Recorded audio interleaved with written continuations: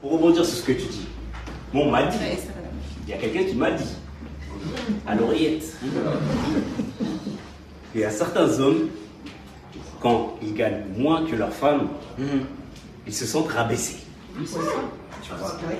Ils se sentent rabaissés parce que, après, il y a même psychologiquement, il y a des études qui sont prouvées que ça peut même te faire des blocages au niveau physique en fait. Dans les relations sexuelles, ça peut te créer des blocages parce que. Mais c'est vrai, je ne rigole pas, il y a attendez, certains hommes sont amoindris parce qu'ils. Non, mais c'est voilà. Tu t'imagines la scène d'un coup. T'as vu, moi je comprends un truc et puis tu penses à ta fiche de paie, c'est ta fiche. Bravo! Imagine le truc ou pas? C'est vrai. Physiologiquement parlant, c'est vrai, il y a des cas qui arrivent. Après, ça arrive même chez les femmes. Chez les femmes, le vagin il se serre, non? Parce que le mari gagne moins qu'elle. Donc, tu gagnes pas assez. Alors, on va juste finir avec Esther, elle n'avait pas fini. En fait, ce que je voulais dire du coup tout à l'heure, c'est que en fait tout dépend effectivement du moment, le moment où on rencontre en fait cette personne-là, parce que de toute façon, en fait, dans le couple, il y a différentes situations. Tu peux mettre avec un gars qui gagne beaucoup plus que toi quand tu l'as rencontré, et par exemple, il change d'activité ou autre, et du coup, il devient la personne qui gagne le moins. Et c'est pour ça tout à l'heure que je disais qu'il y a une question en fait de dialogue, et qu'il faut être honnête. Si tu sais qu'en tant qu'homme, tu ne supporteras pas que ta femme gagne plus, fais comme tu veux pour toujours gagner plus, et si la situation s'inverse, tu assumes en fait. Ok. Maintenant, il y a aussi des femmes. Il y a des femmes, on va pas se mentir, pour elles, si le gars ne gagne pas plus qu'elle, ne paye pas les voyages, ne paye pas le resto, etc., elle ne le voit pas du tout comme un homme viril. Ça aussi, ça existe. Et si c'est comme ça, qu'elles se mettent avec des hommes qui vont correspondre à ce genre de schéma. Okay. Et maintenant, je pense aussi que, pour moi, l'homme n'est pas là juste pour pouvoir que financièrement. C'est-à-dire qu'il peut pouvoir autrement. Mais tu sais, il y a quelqu'un qui m'a dit, super important, et même il y a certaines personnes qui mettent ça de côté. Les bases, vraiment la fondation, les fondations pour moi d'un couple, c'est la communication. C'est-à-dire que si tu, comme on disait, si tu communiques pas dès le départ, t'es pas en mesure de pouvoir connaître les attentes, tu vois, de chacun. Déjà, il y a la communication, il y a la base, le ciment, tu vois. Ensuite, il y a le deuxième étage, tu as le respect. Donc si vous vous respectez, tu peux pas faire ou dire, comme tu disais, quelque chose à ton conjoint qui va le blesser ou qui va lui faire du mal, tu vois. Je sais pas si vous êtes d'accord avec moi. On est très d'accord. Non, moi, mon avis, en fait, c'est que c'est pas une question d'argent, c'est une question de que tu vois la personne, si c'est quelqu'un qui se donne, tu vois, par exemple, même si tu rencontres quelqu'un qui est sans emploi, par exemple, je sais pas, il est sans emploi, mais tu vois qu'il se donne et tout, tu vois, il est là tous les jours, il se lève tôt et tout. En fait, c'est juste une question, une façon d'être, en fait. Ouais, voilà, c'est pas plus. Alors que, tu vois, il y a des gens, ils sont là, tu vois, ils sont mous et tout. Ça, tu vois, c'est. Même s'ils gagnent beaucoup d'argent. Ouais, voilà. Nous, on veut pas. Ça sert à rien. Ça sert à rien. Il est mou, on veut pas. 1 million, t'es mou, dehors. Moi, je voudrais savoir, dans la salle, est-ce qu'il y a des femmes ici pour qui l'argent est un critère déterminant pour pouvoir se mettre avec une personne? Tu peux répéter la question parce qu'elle était très importante. Est-ce que vous pouvez envisager de faire des plans avec des gens fauchés? Merci. Est-ce que l'argent c'est un critère déterminant? Est-ce que ça veut dire que si le gars il a moins de temps, c'est cuit? Non, après, tu vois, on en vient à ce que disait, c'est le fameux mec qui ne travaille pas, mais que tu vois que le matin il est là, il est là, il va sortir, ou même il est à la maison, il va ranger la maison et tout. Tu vas rentrer chez toi, tu vas être à l'aise, tu vas décontracter. Je m'en fous. Non mais c'est ce que je te dis, ça veut dire que tu peux pas dire le mec il est fauché, mais être fauché ça peut pas être un critère tout seul. Il faut qu'il soit fauché quelque chose. Ça veut dire soit il est fauché payant, il est une mention.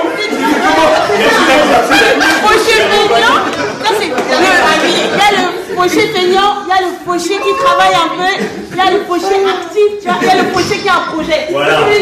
C'est ça. Tu peux pas coller juste fauché. Fauché c'est trop large, ça englobe trop de gens. Il faut dire la vérité, pour certaines femmes, et certains gars, tu touches pas assez. Voilà. Non, il y a des femmes. Il faut dire la vérité. Il faut pas fermer les yeux. Moi, j'ai juste demandé est-ce qu'il y avait des personnes ici qui étaient dans cette situation? Non, c'est pas dans cette Alors, pourquoi elles veulent pas dire? Nous échangeons. On te dit non. Ça tombe bien. 2 secondes, ça tombe bien là. On a un homme qui est chaud, il y a Anno aussi qui veut parler. Voilà. Excuse-moi frérot, je vais juste appuyer ce que tu disais. Moi je pense que le débat est un peu faussé quand on parle d'argent et qu'on résume toi l'argent. Ouais. Frère, je te rejoins à 4 milliards de pourcents. C'est pas une question d'argent, c'est une question de pouvoir. Tu peux avoir un mec fauché, comme on dit. Il y a des mecs fauchés, ils ont 50 000 vues sur Insta. Quand tu sors, le gars il est reconnu. Les femmes elles vont sortir avec lui. Parce qu'il est connu, il a le pouvoir. Tu peux sortir avec un gars, il est videur. Le gars il galère, il fait juste videur le week-end. Mais quand tu dois un moment pour rentrer là, c'est lui qui a le pouvoir de décision. Tu rentres ou tu rentres pas. Il a le pouvoir. Et les êtres humains sont plus sensibles au pouvoir que l'argent. Et il y a des gens qui ont beaucoup de pouvoir et qui n'ont pas d'argent. Et il y a des gens qui ont beaucoup d'argent et qui n'ont pas de pouvoir. Et les femmes, je ne vais pas tout critiquer, femmes ou hommes, ils vont trouver quelqu'un. Mais ces gens-là, ils vont être dans une relation peut-être trouble. Ceux qui ont l'argent, qui n'ont pas de pouvoir, les gens vont s'accrocher à l'argent parce qu'ils vont pomper cette manne. Mais ils vont tromper, ils vont... Mais la base de base, c'est pas l'argent, c'est le pouvoir. C'est le charisme.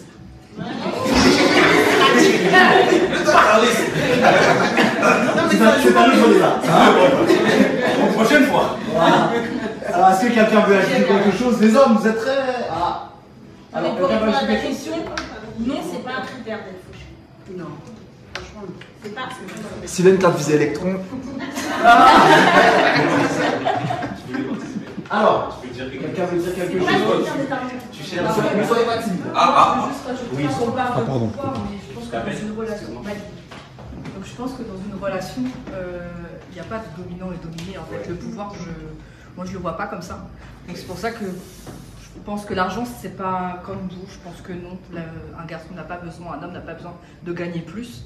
C'est même pas, enfin pour moi, on doit même pas, presque même pas en parler en fait. C'est pourquoi alors c'est dans la tête des hommes? Pourquoi ça pose problème? Pour moi, justement, ça pose pas de problème. Parce que la personne gagne ou gagne pas, peu importe. Du moment qu'il m'apporte autre chose, que ce soit de l'amour, que ce soit de la sincérité, que ce soit peu importe. C'est voilà. Pour moi, c'est le principal. Ok. Le pouvoir dans une relation, quand on est dominant. Je pense pas que ce soit des valeurs qui s'aiment. C'est plus attaché aux valeurs que ouais, voilà. Ok. Votre prénom? Margot. Je pense que là, ça peut commencer à créer des problèmes dans le couple, c'est quand il y a un complexe d'infériorité, et je pense que ça dépend de la confiance en soi que la personne peut avoir. Si tu définis ta valeur par rapport à l'argent que tu gagnes, tu peux du coup te sentir en complexe d'infériorité. Si tu définis ta valeur par autre chose que tu apportes que l'argent, je pense qu'il n'y a plus de complexe d'infériorité.